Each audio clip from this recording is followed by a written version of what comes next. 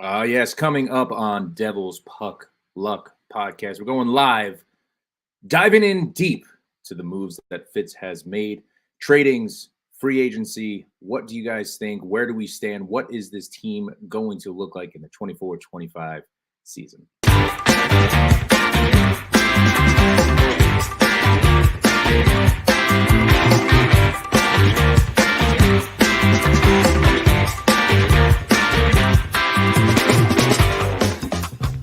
Yes, sir. We are live with the Devil's Puck Luck podcast. Danny McDonough, your host, one of your hosts. Adam's going to be on soon with me this coming week, probably the next day or two.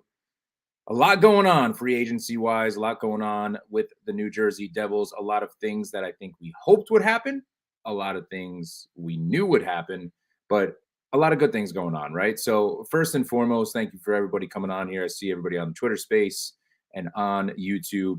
We are live right now, so jump in. Let me know your thoughts. We're going to talk about a bunch of different things, obviously. So, feel free to comment whatever you like, some questions, some thoughts.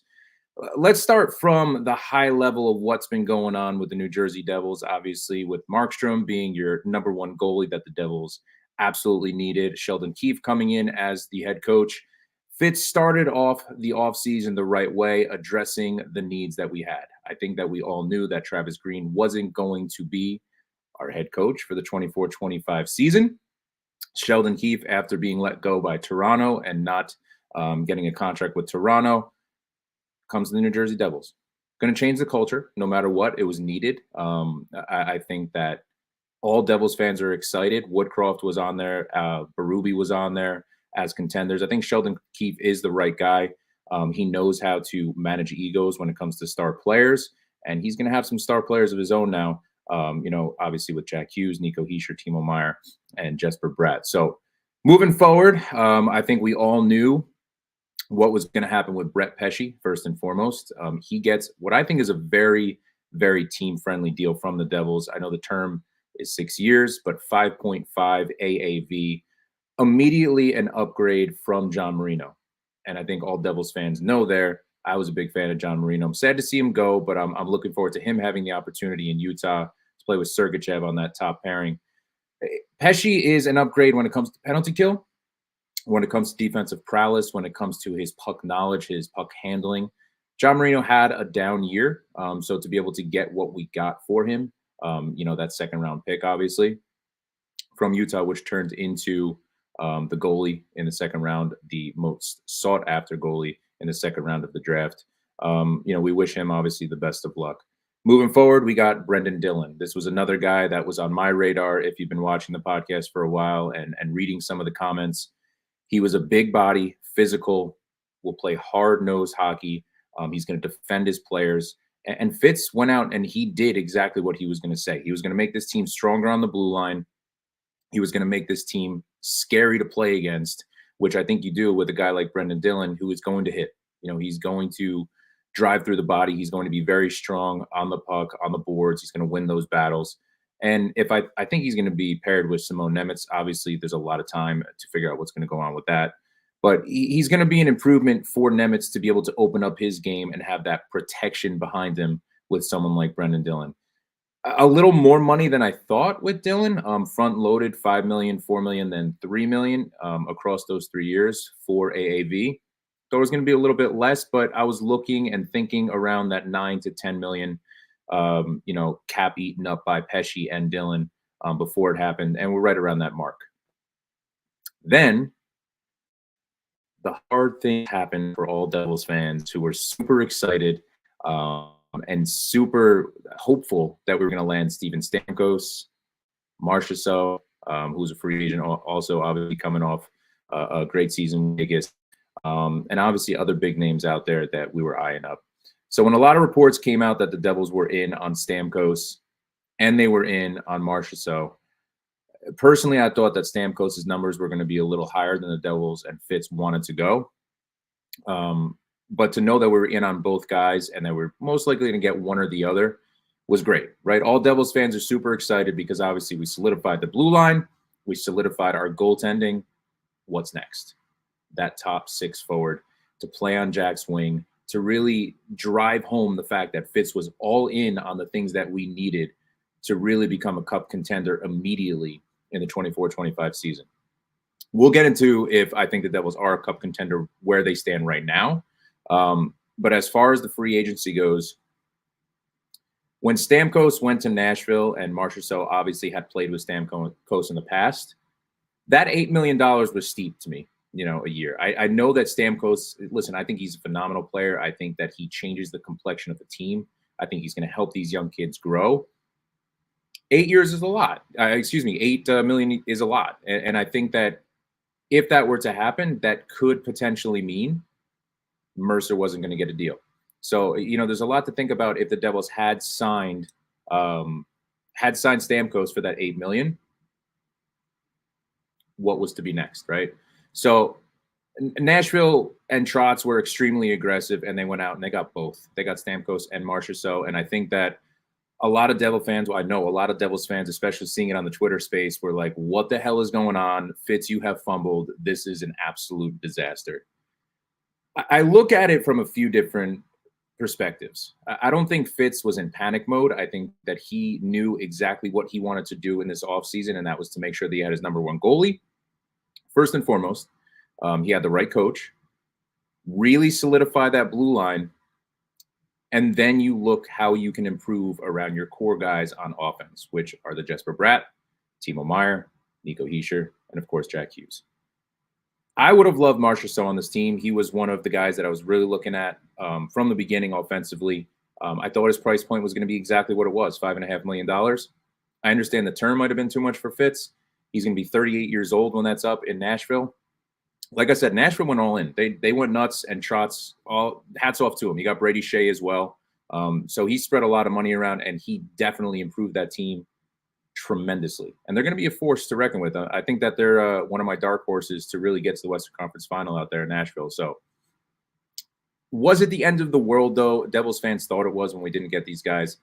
There was a lot more free agents on the table. Stevenson was one I was looking at. Duclair was one I was looking at. And when the chips fell, and obviously Stevenson was signed, Duclair was signed, and it was only for $3.5 million. These are middle six guys, right? These are middle six guys that we don't know if they're going to be able to really play with Jack well enough to sustain that top six. Holy hell, this is an incredible top six and one of the best in the league. I don't think that put them over the top. I think a Steven Stamkos would have put them over the top on a second line with Jack, and I think a Marchessault would have put them over the top on a second line with Jack. Does that mean I think that Fitz has fumbled this offseason and he is a disaster and what the hell is he doing? Like I see, some of the comments from Devils fans. I still think Fitz has had a great offseason, and I think there's a lot of time to really hone in on what needs to get done, but also with the moves that he's made. And we're going to talk about some former Devils that have come back. Is that enough right now to go into this season and to be confident that you can make noise in the playoffs? And at minimum, you want to think that the Devils can get to the Eastern Conference Finals. Are we a better team than the Rangers on paper right now? Are we a better team than Carolina on paper right now? Those are the questions with what we have that need to be answered. And we're not going to know, obviously, until we see the chemistry of this team. We're not going to know until we see Sheldon Keefe and how he handles the culture of this team. But we're taking the steps in the right direction. And I'm giving Fitz, I'm going to give Fitz an A-. The reason I'm giving him an A- is because I think that he could have got the Marchessault deal done. I really do. Steven Stamkos, I understand why we're not going to get him for $8 million. But I also think that, and it was reported that Stamkos and Marchessault were having conversations that they wanted to play together. I think that was a done deal. Stamkos signed with Nashville. As far as trade happening, we've seen over the past, I'm going to say 3 months, trade proposals. Who's going to be that guy? We're going to talk a little about Brady Tkachuk now because I want to get this out there now for all Devils fans who have been talking about this for the last 3 or 4 months. The thought of Brady Tkachuk coming here is stupid exciting. He's not coming here, guys. He's not getting traded to the Devils right now. It's a great thought. It's a great idea, and it would 100% change the complexion of this team. I would love it. I am a big Tkachuk brother fan. I think these two kids are absolutely incredible and have amazing hockey IQ, and they bring to the table a level of physicality a level of grit, and they're hard on the puck every single shift, and they give 110% every single shift. Adam loves when I say 110%, 110%. But I would love Brady Kachuk, but it's not going to happen. It'd be awesome, right? It'd be like if we were going to trade to get Saros, after everything was going on. It just became a long shot. Obviously, Saros was way more of a shot than Brady Kachuk right now. I would love to be wrong, but I just don't think it's going to happen. You're going to have to give up a lot more than Mercer and Nemitz. You're going to have to give up first-round pick, Casey, probably more. So I don't think Fitz is willing to really take away from what he has going on right now and building this team. I think he has a course, and he's going to stay this course, and he's going to see it out. All right, let's talk about the former Devils coming back and a former Devil that did not come back. And we're going to start with Stefan Noesen. I love Stefan Noesen. I always have. We see a lot of highlights from him fighting Eric Halla in the playoffs last year when Carolina and the Devils met the playoffs. He's a tough guy to play against. And I think that's the way to describe him. He works his ass off. He's going to make sure he's in the lineup, making a difference every single night. It's very similar to Tomas Tatar, who also was signed today.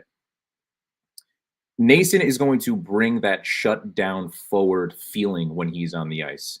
We'll talk about line combinations that I think are going to happen for the Devils in this upcoming season. But Noesen is a guy that you don't want to play against if you're the opposition. He's going to be tough on you. He's not going to be afraid to fight. He's not going to be afraid to throw a hit. But more importantly, he's going to add to really the physicality, what I think is going to be a third line. That's going to make up of Halla. It's going to be Noesen and Palat. I think that's going to be your third line going into the season, if the writing's on the wall the way it is now. But that line is going to be tough to play against. And reason being is because all those guys are extremely, extremely tough physical-wise on the boards. Not that they're going to throw massive hits, but they win board battles and they battle for every single puck. They forecheck. It's going to be a good line to put out against some of the top lines from the opposition. Because, again, these guys are very, very difficult to play against. And if you look at Noesen over the last 2 years, he's earned that contract that he got with the Devils, and it's good to see him come back home to Jersey and to really exemplify what he probably wanted to do to get a contract here, an extension here with the Devils. So, I'm looking forward to seeing Noesen on the ice. I think that he's going to be a great addition for the Devils. I understand it's not a top six forward. Let's go to Tomas Tatar. $1.8 million this coming year. It's a one-year deal. When I saw this number, I was a little confused at the 1.8. I thought it was going to be more around $1 million, $1.1 million maybe. He struggled a little bit last year, bounced around from teams. I love Tuna. I think he brings that energy every single shift, similar to Noesen. But what really stuck out to me when he came back is, the thought that Fitz is kind of trying to put together what he saw that worked when we had the most wins in franchise history, right? A couple of years ago. Trying to put together what he saw line combination potentially that worked. When Nico had a phenomenal year, was up for a Selke Award finalist. Tomas Tatar and Nico Hischier had something extremely special when they were playing on each other's line, along with Dawson Mercer, who I think is going to be on that second line. I think that is your second line right there when season starts. I think it's going to be Nico Hischier. I think it's going to be Tomas Tatar, and I think it's going to be Dawson Mercer. And we'll get to Dawson Mercer and his potential contract or lack thereof right now. I like Tomas Tatar. I'm glad he's back. I think that he's a fan favorite. I think that fans really enjoyed seeing Tuna play every shift because, he was giving everything he got. This is a guy that comes out off the bench, jumps off the bench the quickest, and he picks up his teammates. I know there was a lot of negativity after the exit interviews when he wasn't a Devil the following year, a couple years ago, that he just didn't care and he didn't feel like he was going to get that extension with the Devils and that he was going to free agency, and that was that. It's hard to know what's going on personally with the player after exit interviews and everything like that. There's no excuse that he didn't give an exit interview. But that needs to be put aside, Devil fans, and focus on the fact that he's coming home now. He posted on his Instagram immediately, too, after he signed that one-year deal. And I think this is the right move by Fitz because I think that if you're not going to get a top six forward right now, this is what to do, right? You have to have that cap space, which is around $6.7 million still after the Noesen signing. after the Tomas Tatar signing, after Pesci, after Dylan. You have to have a little bit of cap space there to make additional moves. What are those additional moves? Those additional moves, obviously, we have a qualifying offer to Mercer right now. He's a restricted free agent. Get a bridge deal done with this kid. I think this kid had a down year last year, and I think that this coming season, he is going to be the difference for the Devils. I think he's going to be the difference because I think what Jack Hughes is going to be able to do if he stays healthy, what Timo Meier is going to do. You saw flashes of it towards the ends of the year that this guy is absolutely incredible, and that obviously he was playing through some injuries. Having a healthy Dougie Hamilton back. But you talk about Dawson Mercer. Number one, he's an Iron Man. Played 82 games. He's always on the ice. He's always on the bench. He's very hard on himself. You can see how much he works.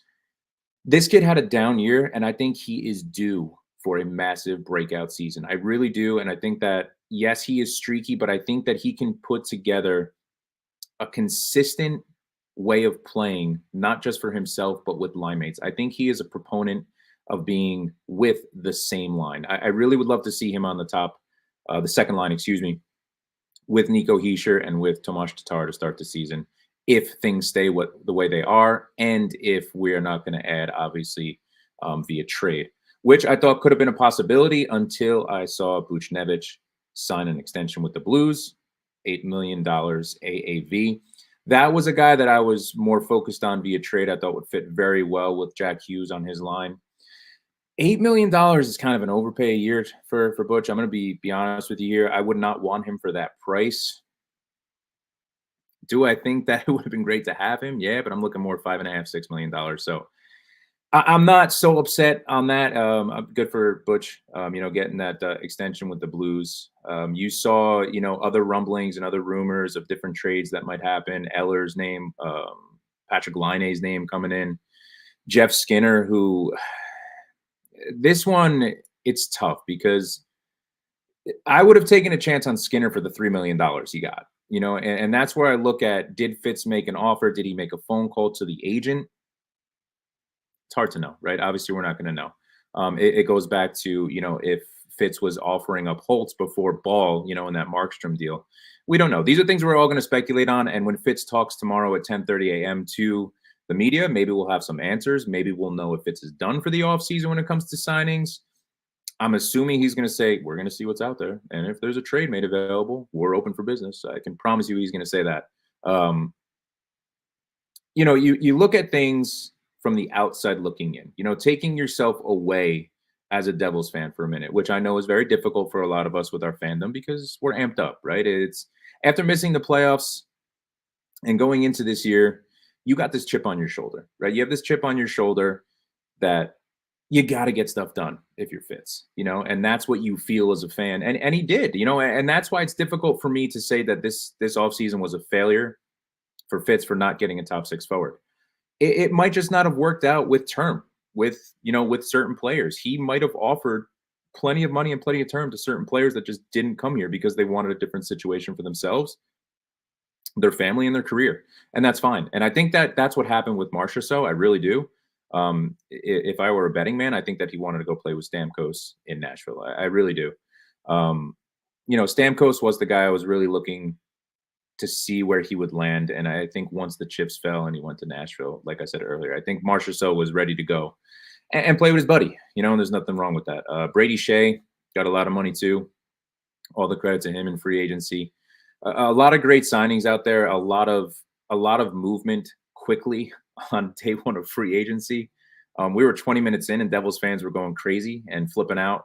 When certain players fell and they went to teams, the Skinner, Duclair, even Aho, believe it or not, who got, I think, under $1 million. When some of these players were signed, I kind of had a feeling Fitz was going to piecemeal together what he thought would make us tough to play against. And it's exactly what he did. I can't fault him for that. I don't think that you can shut down the idea of a trade. McGroarty's out there, who could definitely slide into our lineup. Maybe for Casey. I think that Devils fans would do that for Casey. It's hard to know, right? We can speculate on so many different things, but I'd love to hear from you guys what you think. I give Fitz an A minus. Like I said, I think that he had an opportunity probably to outbid certain teams for certain players to really go all in when it comes to a top six forward. Am I mad that he didn't get a top six forward? No, the what ifs are going to be there, but believe it or not, I think that I think the Devils are going to be. I'm very confident to say that they are going to be a top three team in the Metro. Certain teams in the Metro, like the Rangers, they're not doing as much. Obviously, I know Ranger fans are pretty upset about that. The whole Trouba situation is very confusing, very crazy. What's going on? Obviously family talks and things like that because his wife works in New York, et cetera, et cetera. Ranger fans seem to be going a bit nuts with that stuff, but Rangers haven't done as much. Obviously, the Canes lost a lot of players, and I think that the Devils right now are a better team than the Canes. I really do believe that. And then you have the Devils where they stand right now. I don't see how we would not be a top three team in the Metro just looking at this team. But more importantly, it's really what we added, the pieces we added. And right on the backside on the blue line and in goal, to me, that's another 10 wins. Easy. Easy, especially when it comes to goaltending. Our goaltending was so atrocious last year at points that it was so difficult to watch these Devils games. But let's get in here. Whistler, Tuna's back. I love that picture, by the way. That's great. That's how I feel right now. Tuna's back. Somewhat surprised at that. Yeah, I mean, listen, I think I was surprised too, because I thought that after Nason, Fitz wasn't going to do anything. He was going to explore more options, and he was not going to sign any more depth players. Remember, we have Cotter now too, obviously, who's going to be playing on our fourth line. I believe Lazar is going to be the center there. And then you're going to have Bastion in if he's still a Devil. We'll talk about that in a few. McDermott's going to slide in as well. Maybe Foot's going to slide into the fourth line role as well. So there's a lot that can go on. And the fact that we signed Tuna, I think $1.8 million for him is a phenomenal deal. I'm happy for him. I'm surprised Fitz went that high. But here we are. Cap space wise, we have $6.5 million or so left. Let's talk about Adam Henrique. Adam Henrique signed for $3 million, which a lot of Devils fans in Edmonton, he said re-signed with Edmonton, which a lot of Devils fans were angry about. I don't know if Fitz made a phone call. I don't know if Adam Henrique really wanted to come back here. You would assume that he would want, but it's hard to assume when you don't know, obviously, personally what he's going through. Maybe he feels like he has unfinished business in Edmonton, and it looks like he does because he signed there. But once Nason was signed, I posted this on Twitter. I talked to Adam about this. I was talking to a bunch of friends about this. Once Nason was signed, I really did not think that the Devils were going to go out and get Henrique. I thought it wouldn't make sense. Very similar players stylistically. The one thing that we're going to miss with Adam Henrique is his face-off ability. He's great down the middle of the ice. He's an anchor down the middle of the ice. But I really did not think that the Devils needed to go get him after getting Nason. And I'm kind of glad in a way that Fitz didn't, because that would tie up even more money and Tuna wouldn't be coming back for less. I think the focus right now for me needs to be Dawson Mercer. Dawson Mercer is a diamond in the rough. He had a bad year.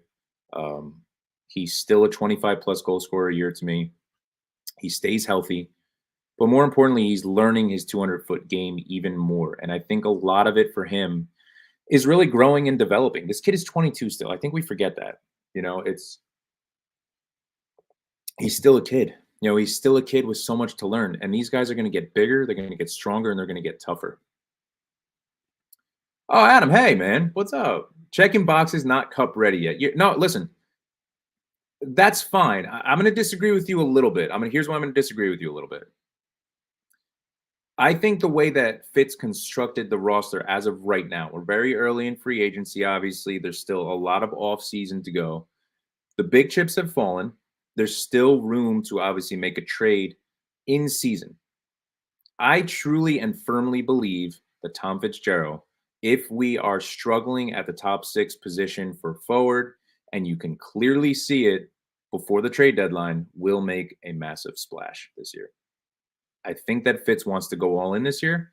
I think he knew that his job depended on what he did this offseason and what he did this year. So I don't want to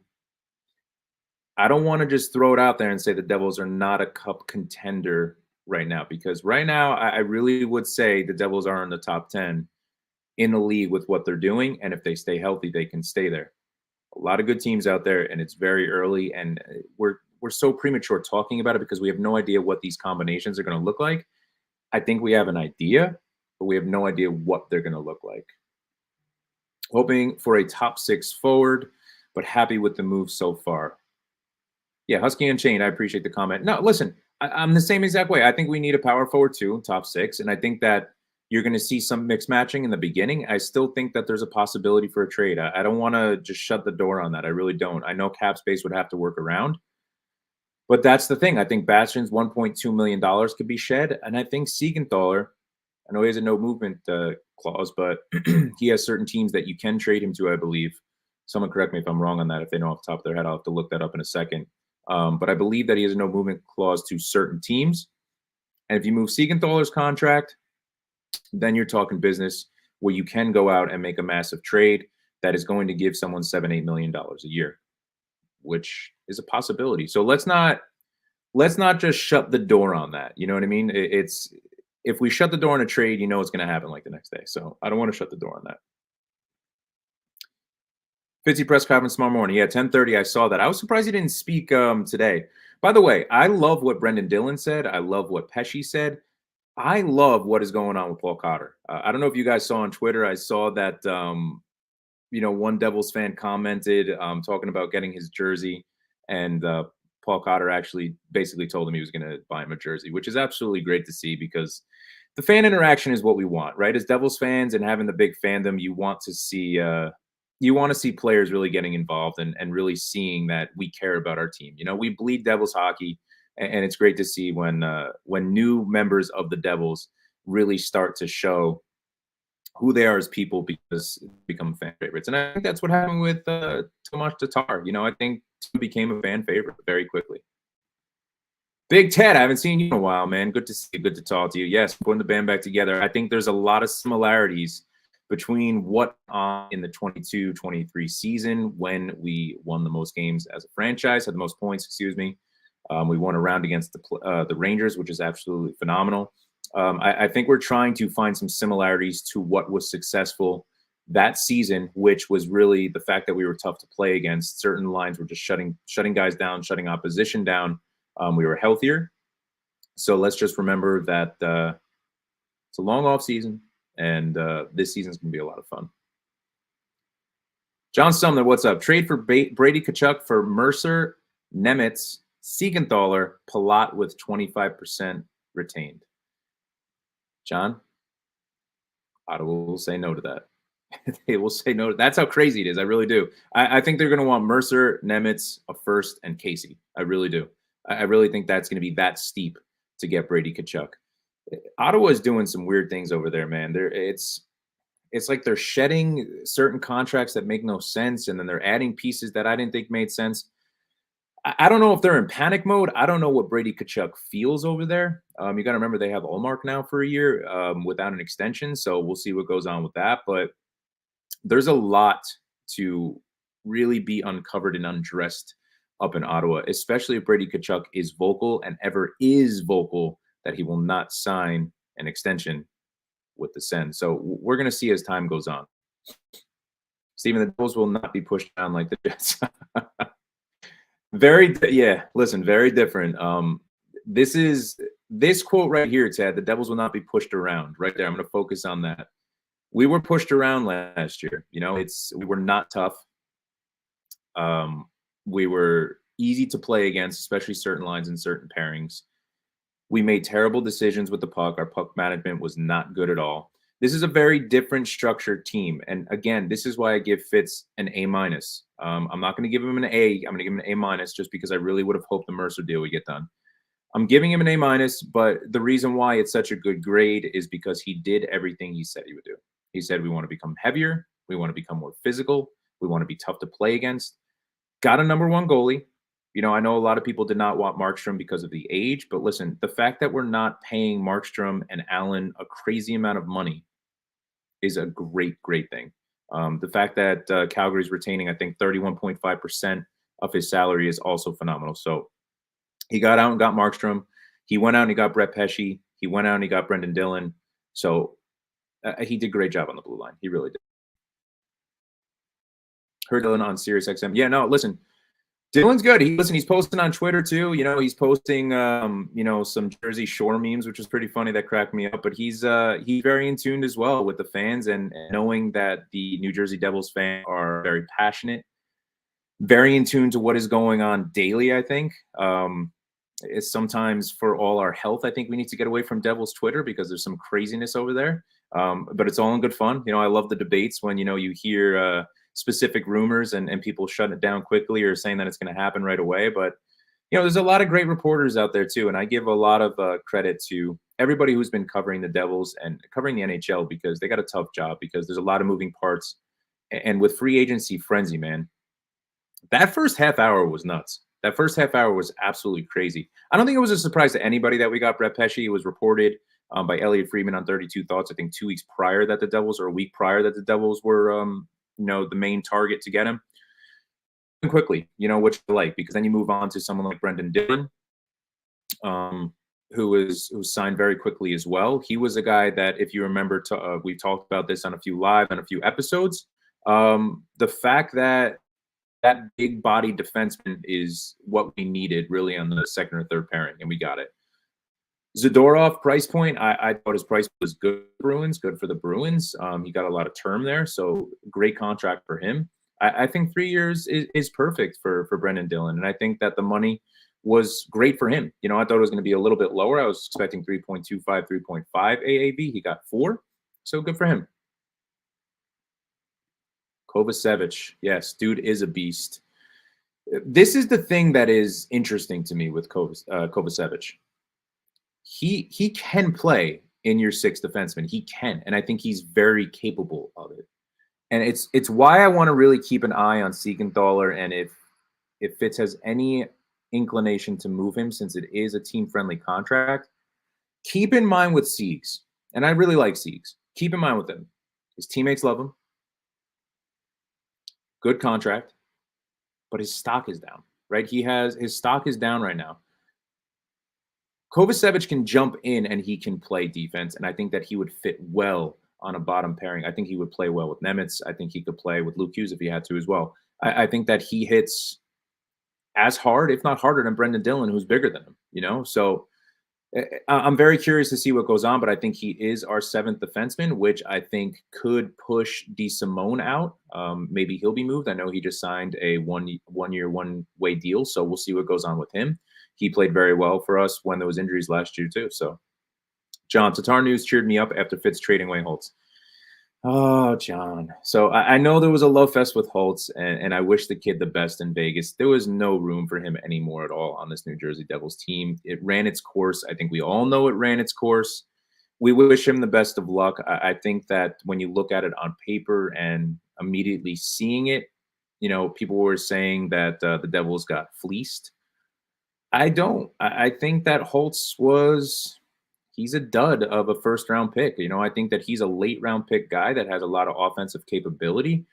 I just don't think his 200-foot game and his defensive game will ever be where it needs to be at an NHL level. And I love the kid, and I hope I'm wrong, and I hope I'm proved wrong, and he plays really well in Vegas.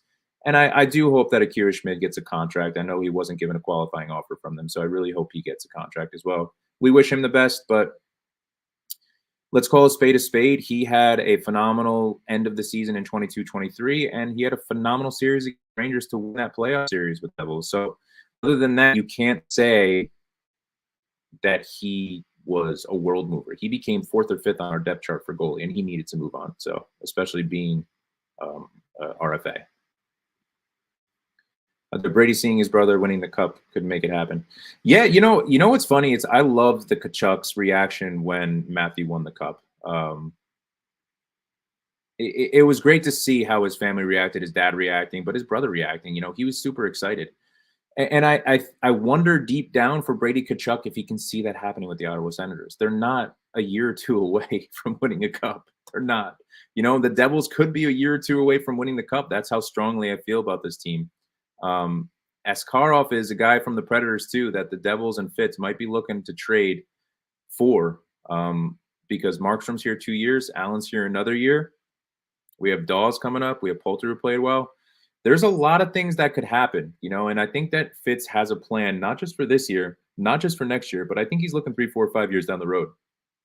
Brady Tkachuk could be in that fold years down the road. So, we'll see what happens. Siegs' history in the Brady trade. maybe, you don't know. Holtz was a throw-in. We got a third for Schmidt. Listen, I kind of agree. I like Holtz. I don't want to beat down Holtz anymore. I know Devils fans really loved him. Novo's a guy that was very vocal of how much he loved him, and I loved as a reporter that he asked the questions to Ruff when he was here too, and just did not give a crap. I love that. He had a thing for Holtz too, that he should be getting more top 6 minutes. Top 6 forward minutes. I didn't. I didn't think Holtz deserved it because I didn't think he was playing well enough to be put into that fold, even with the injuries. And when he didn't do much with it. So as much as you want to blame coaching, GM for the whole situation, yes, we can talk about bad asset management. I think there was a lot of mistakes that the Devils organization made when it came to Holtz. I think that he should have been playing in the AHL prior year to that and getting a full season. But at the end of the day, he just wasn't cutting it, and he needed to change his scenery, and so did the Devils, and the Devils moved on, and you wish Holtz all the luck in the world. I'm rooting for him. I really like the kid. Vegas GM saying they're taking a gamble on Holtz upside tells what his value was. Yeah, listen, Holtz was dangled he was on the team block for a year and a half, literally a year and a half, and fans were like, why do we want to trade Holtz? What's going on here? If we trade him, it's going to be the end of the world. Listen, Holtz had an upside. He was not fitting into the system that Ruff and Green implemented. What do you want to think of the system? It just wasn't working. This was less about coaching and it was more about the player. Adam and I talk about this all the time, and we agree 100%. When the hockey team has issues, when your team has issues, you're not going to fire all the players. You're going to fire the coach. And that's what happened with Ruff. And it should have happened prior to that because he lost control of that room. But I don't put what went on with Holtz on Lindy Ruff. I do not. And I know a lot of people do. I do not. And I really hope that he does get a chance in Vegas, Alexander Holtz. And I really hope that he does play with players that can help him grow that 200 game. Which player from Utica do you see getting significant time with the big club this season? Colton White is back. He's one of them. Foot. Foot's a guy that injury bug plagued him. I think he's going to be a guy that will step up if anybody from the bottom 6 is hurt. I think time will tell what's going on in preseason and development camp, who is going to be that guy, but he's going to be that guy for me, Foot. But also Hataka. Hataka is a guy, too, that if someone is injured, he can step up in a big way. Tatar being back is such a great thing, great plus-minus player, and he works so well with Heischer and Hughes. Now, absolutely, and this is what we talk about, Devils Den Hockey. Thanks for the comment. This is what we talk about. We talk about the success that Tuna, Nico, and Mercer had. Absolutely incredible. The line was phenomenal for half the season, even 3/4 of the season, and you wanted to see that continue. And going into this year, why not get the band back together, like they're saying? If we're not going to get a top 6 power forward right now, I think that Tuna would be a good fit on that second line. I think that you can, if it doesn't work out right away, I think you can leave Nico and Mercer together. I think they'll work well together and put another wing with them to see if it works out. But I'd like to see that line start the season if no other moves are made. And barring, obviously, someone from Utica and the AHL makes a massive splash, which, listen, it might happen. It might happen that someone makes a massive splash. Where do you see Devils finishing this year and next? Do you see an Eastern Conference final in the next 2 years? Yes.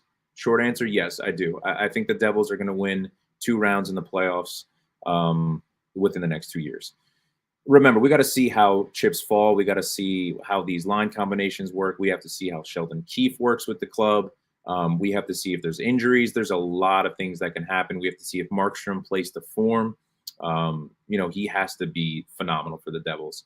But more importantly, I think that the fact that we have a solid defensive core right now, it's insane to think about how much Luke Hughes and Shimon Nemitz are going to grow from last year.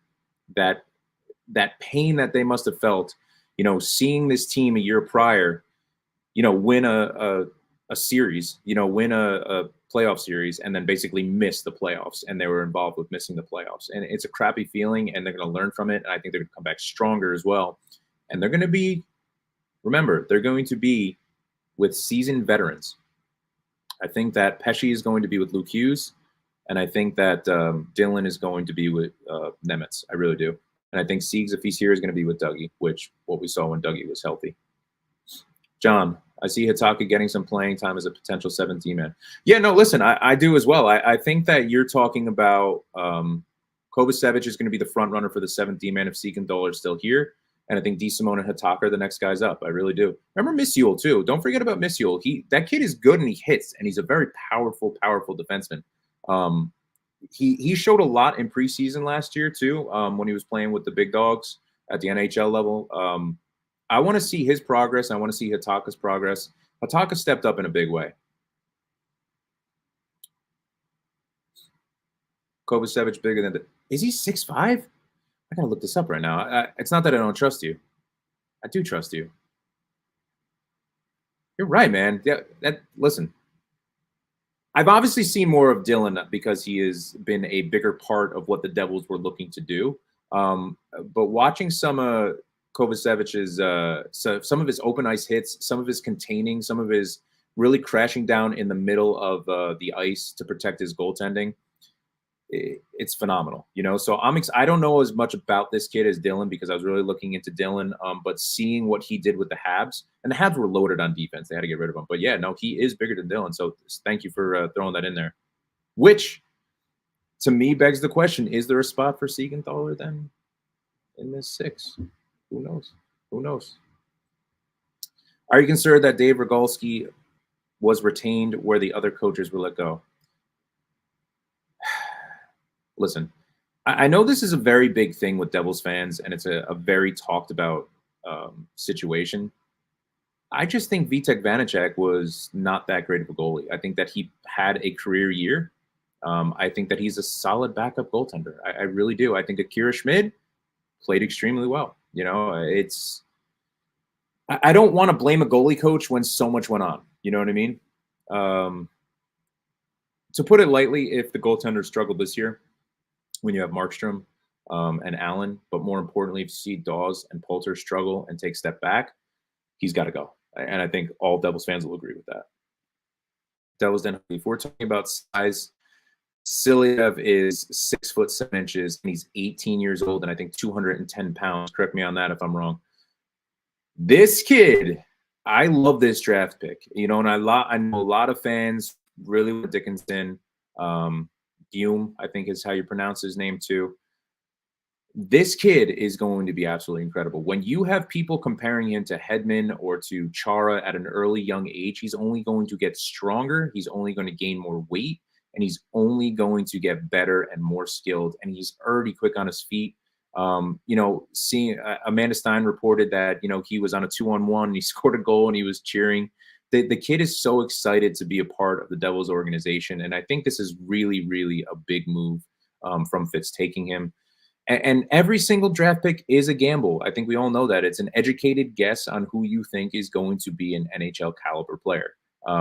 We missed on many before, Alexander Holtz being one. But we hit on others late in the round like Jesper Bratt. So, it's time will tell what's going to go on, right? I love it, Jerome. I love it, man. I love it. What do we got here from Devil's Pork Roll?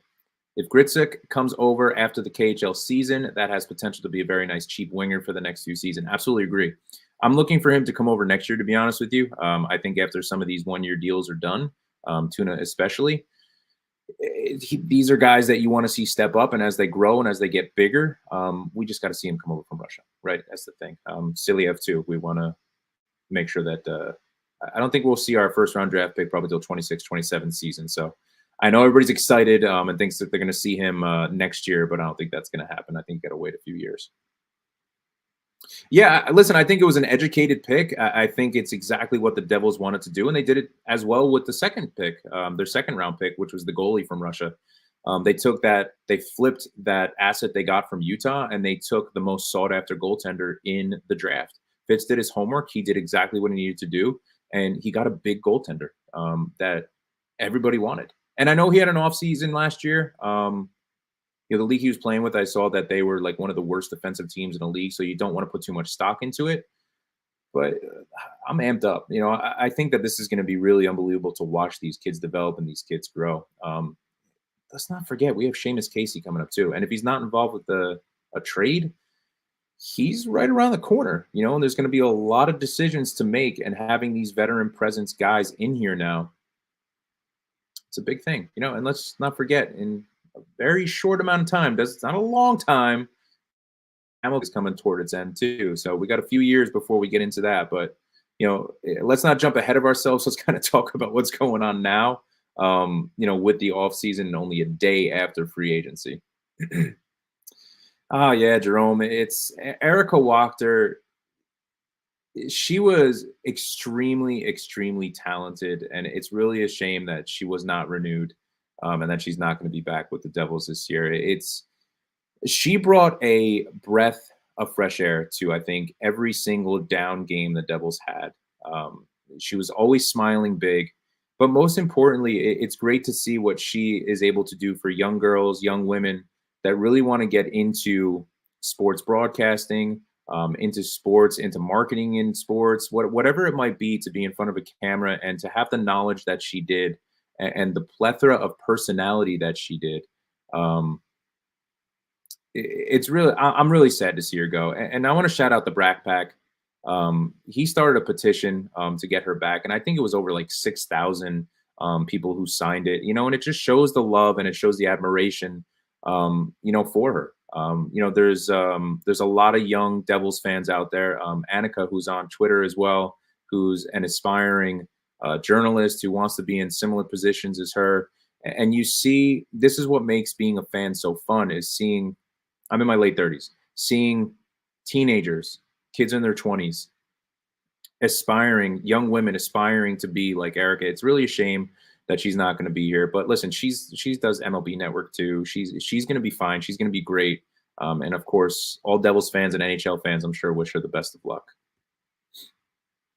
Yeah, the kid is excited to be out of Russia. That's why he's smiling on the ice, talking about Silyev right now. Yeah, we all loved her. It's she just wasn't renewed, John, which is a shame, but yeah, exactly. We can't cry over spilled milk right now. I want her back. I think we all would love her back, but we wish her the best of luck. And unfortunately, it's part of the business. It's like anything else. It's like your favorite players in hockey. It's part of the business. They're going to sign other places. They're going to be traded. It's all the Alexander Holtz fans out there. It's the crappy part of the business. You fall in love with these players and watching them play, and it's a shame when they go. But yeah, best of luck to Erica for sure. I want to kind of wind down this episode with what I think the line combinations will be. Obviously, Markstrom and Allen, the tandem in goal. And then you talk about your top pairing, which is most likely going to be Siegenthaler and Hamilton. Then you're going to talk about having Pesce paired with Luke Hughes. I think Luke Hughes is going to be a lot more defensively responsible this year. I think that's where his growth is going to be. And I'm hoping he put on a little bit of weight. I think that's what was needed for Luke, putting on a little bit of weight, really hitting the weight room to win those board battles that you saw him lose, to not make the quick decision because a hit was coming from the opposition behind the net and to give up the puck. And then you're going to see Dylan, who I think is phenomenal, with Nemitz. And I like this pairing because I feel like this is going to open up Nemitz to step up into the play a little bit more offensively. He has that gift. He has similarities when it comes to the way Luke Hughes plays. Luke Hughes obviously controls the blue line very differently than Nemitz does, but Nemitz can be a shutdown defender, but he also will bring speed through the defensive zone into the neutral zone. And I think that you're going to see that with Dylan being that security blanket for him on that pairing. I could be completely wrong and the pairings might be different, but that's how I would do it if I am Sheldon Keefe going into this year. If everything stays the same, and let's assume Dawson Mercer is still a Devil and he is not involved in a trade, knock on wood, I hope he's not, because I have been very vocal about how I love Dawson Mercer and I really want to see him get a 3-year bridge deal here to prove it to himself, but not only prove it to himself, prove it to the organization that he is that player. He is that guy that can be a top 6 forward. Right now, as it stands, the way he played last year, I think he is a third line forward, but I think he's going to get opportunity. Let's start with obviously our top line, which is going to be Jack Hughes, Jesper Bratt, and Timo Meier, which is a phenomenal scoring line, with Timo Meier being that guy in front of the net that is going to clean up those dirty pucks. You get Jack Hughes into the slot, he's going to score. If he doesn't score, there's going to be a rebound where Timo Meier is going to be able to put it in. And then you have Jesper Bratt that is going to fly all over the ice. We all know his incredible speed. Second line, as is now, I see it being Nico Hischier, who I'm going to predict now is going to be up for a Selke. I think that he's going to have an incredible year. Him and Mercer are the guys that I look for to really step up in a massive way to carry some of that weight that people are worried about when it comes to not having a top 6 power forward right now on the roster. And they're going to be, to start the season, in my opinion, what I would do is start them with Tomas Tatar on that wing, just because of the prior success. Doesn't mean it's going to translate to success now, but the way it was, I'm sure Sheldon Keefe is going to see tape from them when they played together, and he is going to put them on a line together at some point, obviously in the preseason especially. Third line, you're talking about Erik Haula at center. Believe it or not, I think this could be flip-flop with Lazar playing a third role center line if he plays as well as he did last year, especially defensively, because this line is going to be one that will be able to shut people down, and that's going to be Palat, who I think will score more goals this year and have more point production, with Erik Haula and with Stefan Nason, one of the newest additions, who is coming back. Fourth line, we're going to have a lot of mixing and matching. We're going to see what happens with Bastian, if his contract's moved or if he stays as part of the Devils organization. Not sure on that 50-50. I think Fitz might be looking to move him, especially since we have a lot more fourth line potential players, and we really added a lot of depth when it comes to the fourth line. Fourth line, as I see it now, is going to be Curtis Lazar. Again, remember, he could be swapped here and there for 3C with Erik Haula, but you see Curtis Lazar. You're going to see newest addition, Cotter, who, if he plays well enough, you can see him slide up to the third line as well. Maybe if Tuna struggles, he slides up to the second line. You see Sheldon Keefe mixing and matching that. But fourth line, I see it being Lazar, Cotter, with a mix of Bastian, McDermott, and then potentially Foot. So we will see what happens. But that's how I see it rounding out. Ted, just to jump in here, one final thought on this. Sheldon Keefe, I think, is a great coach. I think he keeps his composure. I think that he is also the guy that will wear his heart on his sleeve. So it's kind of ironic, but he can be an emotional guy on the bench, and you've seen it, but he also knows when and how to keep his composure, but he also knows how to handle egos. And I think that, being with Austin Matthews, being with Mitch Marner, that he's going to be able to understand Jack Hughes, understand Luke Hughes, and really be in tune with what goes on with these young players, being star players and being one of the faces of the league. So I think he's going to have a very different way of coaching. I think the defensive system is going to be a lot different. I think you're going to see a 1-3-1 style where the neutral zone is going to be completely clogged up, and you're going to see similar to what Florida Panthers did, where they stood up on the blue line a lot. And I think that's what's needed, especially with the bigger guys on defense now. I think you're going to see guys like Brendan Dillon, who are going to have a lot of open ice hits. I think you're going to see a lot of speed from our defense that is going to really help and propel our offensive guys, obviously. But I think Sheldon Keefe is going to do very well, and the power play is going to be very important. Power play, we all need to remove Jack and Luke off the same power. Excuse me, Ted. This is something Adam and I talked about ad nauseum last year, is to get Luke Hughes off the same power play as Jack. Put Luke on the second power play unit, and you can now, because Dougie Hamilton is back. Dougie Hamilton will be that number one power play guy, and Luke Hughes will quarterback the second unit. So I think that will happen. I hope. We'll find out. We don't know. John, thanks, man. Great talking to you tonight. Thanks for commenting so much. Thank you to everybody who's been involved on Twitter and YouTube. It's been great. Matt Rempe is trouble when he faces the Devils. McDermott is one of Fitz's best signings. Yeah, listen, I think in the Metro you have Delorier in Philly, obviously. Rempe, obviously, the Rangers, who you saw what it did to the Rangers fans when Rempe was in the lineup. They were amped up. They were excited. So, I think that's what Fitz did, and I think that brawl was great for the Devils, and I think it was great to find McDermott getting a contract. I think Fitz appreciates what he did and stood up for his guys, And I think that'll continue. I think he's a guy when we play a Metro opponent, Philly, Rangers, Caps, he's going to be in the lineup.